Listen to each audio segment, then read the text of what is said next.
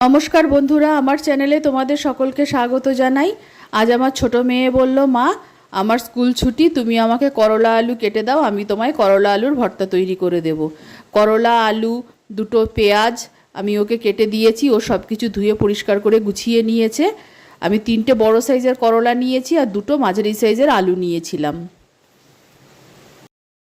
কড়াইতে 3 চামচ মতো সর্ষের তেল নিয়েছে। সর্ষের তেলের মধ্যে 4টে শুকনো লঙ্কা দিয়েছে। শুকনো লঙ্কাগুলো লাল করে ভেজে তুলে নিচ্ছে।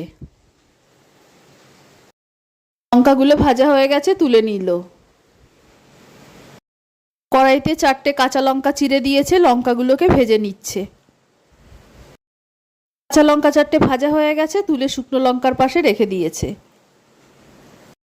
লঙ্কা ভাজার তেলের মধ্যেই কুচনো পেঁয়াজ দুটো ভেজে নিচ্ছে। পেঁয়াজগুলো হালকা লাল হওয়া পর্যন্ত ভাজবে।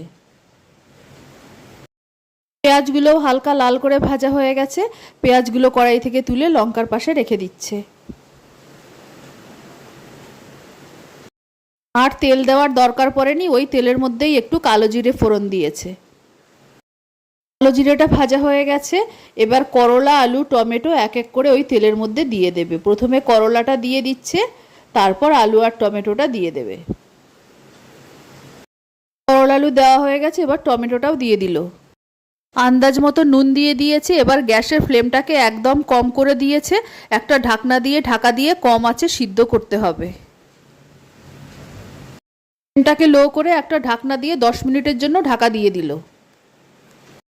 ঢাকনাটা তুলে মাঝখানে একবার সব কিছু নেড়ে দিচ্ছে। আর এই করলা আলু সিদ্ধ করার সময় একটুও জল দেওয়া যাবে না। করলা আর টমেটো নুন থেকে যা জল বেরোবে সেই জলেই সিদ্ধ করতে হবে।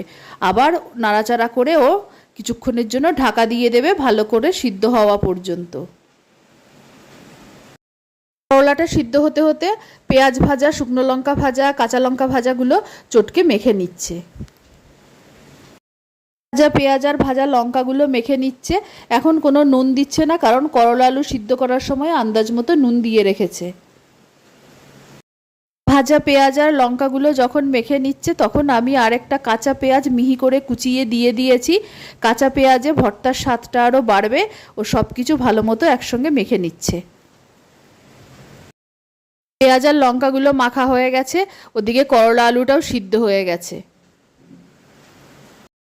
সেদ্ধ করলা আলুটা কড়াই থেকে নামিয়ে থালার একপাশে রেখে দিয়েছে, ঠান্ডা হলে মেখে নেবে। করলা আলুটা ভালো মতো ঠান্ডা হয়ে গেছে। এবার আমি অল্প একটু কাঁচা সর্ষের তেল করলা আলুর ওপর দিয়ে দিলাম। এবার সব কিছু উপকরণ একসঙ্গে মেখে নিলেই ভর্তা তৈরি হয়ে যাবে। করলা আলু ভাজা, শুকনো লঙ্কা, কাঁচা লঙ্কা, পেঁয়াজ, কাঁচা পেঁয়াজ একসঙ্গে ভালো মতো মেখে নিচ্ছে।